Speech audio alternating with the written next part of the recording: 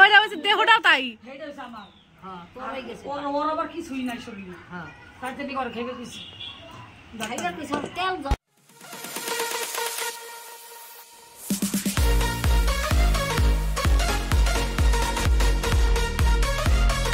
Good morning, সেই সাথে অনেক অনেক ভালোবাসা ও বড়দের প্রণাম জানিয়ে আজকের ব্লগটা শুরু করছি। আশা করছি ঈশ্বরী কৃপায় তোমরা যে যেখানে আছো ভালো আছো ও সুস্থ থাকো।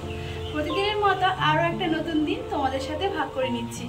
আশা করছি আজকের ব্লগটা তোমাদের ভালো লাগবে, আর যদি ভালো লাগে তাহলে একটাই কাজ, সেটা কি, সেটা আমার চ্যানেলটিকে অবশ্যই সাবস্ক্রাইব করো, আর যারা ফেসবুক প্রোফাইল থেকে দেখছো তারা একটু ফলো করে দিও। আজকে না মানে ঘুম থেকে উঠতে অনেক দেরি হয়েছে, কালকে রাত 2টোর সময় ঘুমিয়েছি, ওই 12:30টার দিকে বাড়ি ফিরেছি, মানে কোন রাত্রি খেয়ে, আর তারপরে এসে আবার প্রায় 2 ঘন্টা মতন কটা রিলস ভিডিও তৈরি করছিলাম।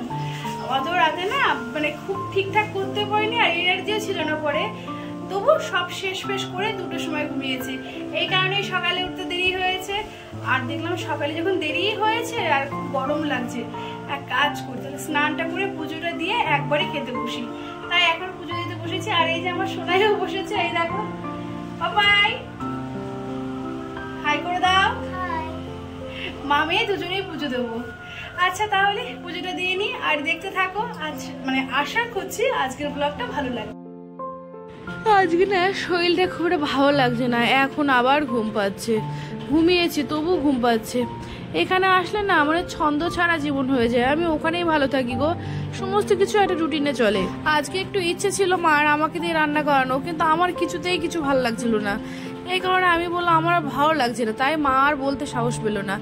আমি তখন নিজে থেকে স্নান টান করে বললাম চল দুজনে পুজোটা দিয়ে নি, কারণ মেয়েটা খাবে সকালে, আর মা রান্না বসিয়েছে। আর পড়াশোনা, সোনা এখানে আসলে একদম পড়াশোনা করে না, বললাম না পুরো অমানুষ হয়ে যায়, মা বাড়ি আদরে আদরে বাদর হয়। সে যাই হোক, আমার মার সংসারের সব থেকে বড় কাজ হচ্ছে ওই দোতলার উপরে ঠাকুর ঘরে এসে পুজো দেওয়া, এটা করে দিচ্ছি মা, এতেই শান্তি, সব থেকে বড় কাজ মার হয়ে গেল। আর সেই সাথে আমারও একটা কাজ করা হলো, আমার ভালো লাগছে না তো, দেখলাম সকাল সকাল যেহেতু স্নানটা করেছি তাহলে ঠাকুরকে একটু মিষ্টি জল দিয়ে দিই। আর সোনায় তো পুজো করতে খুব ভালো লাগে, কিন্তু পুজো করতেই ভালো লাগে বুঝলে, বাসন না পরিষ্কার না ঠাকুর ঘর পরিষ্কার সব আমাকেই করতে হয়, আমাকে আর দিতে হচ্ছে না। এবার নিচের ঘরে চলে এসেছি, এখানে মা মনসা থাকে মার ঘরে, আমার সোনায় সেখানে ফুল জল একটু দিচ্ছে, আর আমি ওকে দেখছিলাম আর ক্যামেরা করছিলাম। ও যে একটা হাসি দেয় না ক্যামেরা করলে, সেটাই নকল করার চেষ্টা করছিলাম। ও ভীষণ দুষ্টু জানো তো, যতটা সহজ মনে হয় ততটা না।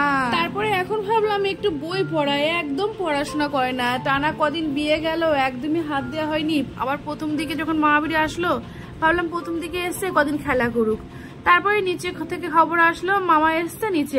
আর এই দেখো আমার ছোট মামি এখানে বসে আছে, হসপিটালে গেছিল, এবার আমিও চলে আসলাম। আর মেয়েকে বলেছি ছবি না, হসপিটালে গেছে বলে, আর ও দেখো একদম বাড়ির বাইরে চলে গেছে, কি বুদ্ধি ওর মাথায় সত্যি। আরে ছবি না বলতে পাশে বসতে পারিস, আসলে হসপিটাল থেকে এসছে তো, আবার মানে ছুলে স্নান টান করতে হবে, আমার মা অনেক নিয়ম পালে, অতএব আমিও সেটা কি করবো। আর নিচের ঘরে বসেছিলাম, নিচের ঘরগুলো কি ঠান্ডা গো, উপরে কি কষ্ট করি, বাবা বাড়িতে এসে নেই, শ্বশুর বাড়িতেও এসে নেই, কিন্তু না গো একটা গুড নিউজ আছে, খুব শীঘ্রই পাবে, দেখতে থাকো তাহলেই জানতে পারবে। আর এই হচ্ছে আমার মামার ছেলে, অবশ্যই এর আগেও দেখেছো, যারা কন্টিনিউ ব্লগ দেখো তারা সব চিনে গেছো, তবু আর একবার বললাম।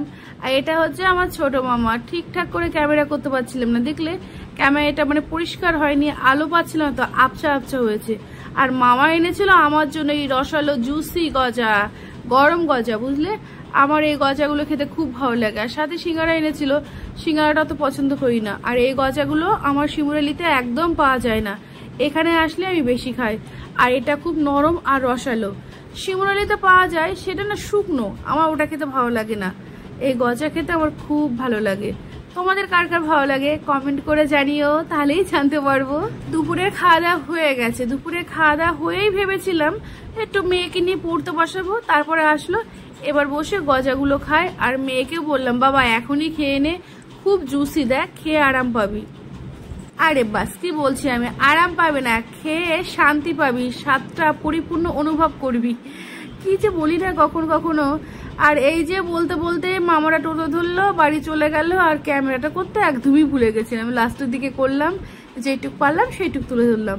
তারপরে মেয়ে এসে পড়তে বসলো একটু, আর আমি একটু পড়াশোনা দেখার ফাঁকে কখন যে ঘুমিয়ে পড়েছি, আর সেই দৃশ্যটা আমার মেয়ে ক্যামেরা করে রেখেছে। তাহলে বোঝো কেমন শয়তান। কিন্তু ও ওর মতো পড়াশোনা করে নিয়েছে, আর আমি ঘুমিয়েই ছিলাম। একটু ভালোই হলো, আমি একটু শান্তি পেলাম। ওর পড়াটা দেখলাম, ও নিচে খেলতে গেল, আর তারপর আর একদম ভিডিও করতে পারিনি।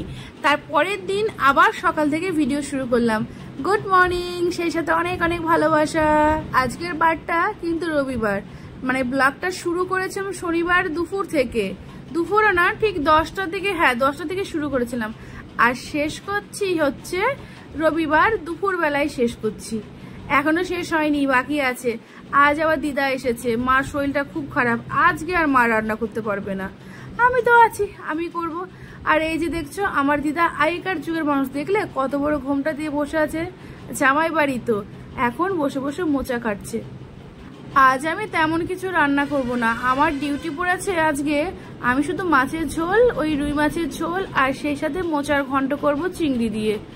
আর তারপরে ওরা যখন গল্প করছিল, আমারও একটু গল্প শুনতে ইচ্ছে করছিল, আমিও একটু বাইরে এসে রোদের মধ্যে বসে হা করে ওদের গল্প শুনছিলাম, আর যেটা যেটা উত্তর দেওয়া যায় সেটা দিচ্ছিলাম।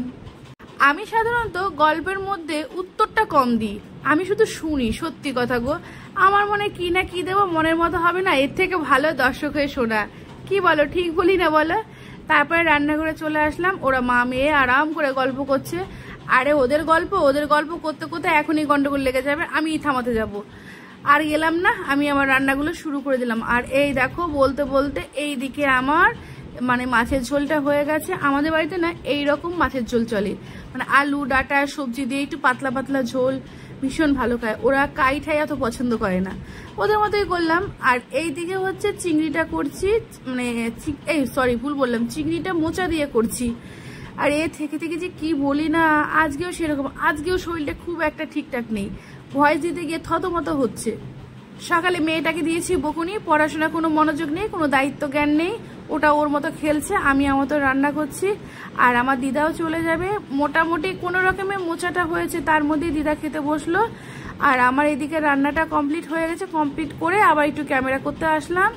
এখন আমি স্নান করব, খাওয়া দাওয়া করবো, আর ঘুমাবো, আমার শরীরে একটু ভালো লাগছে না। তাহলে আজকের ব্লগটাও এখানেই শেষ করছি, আবার দেখা হবে নতুন ব্লগে।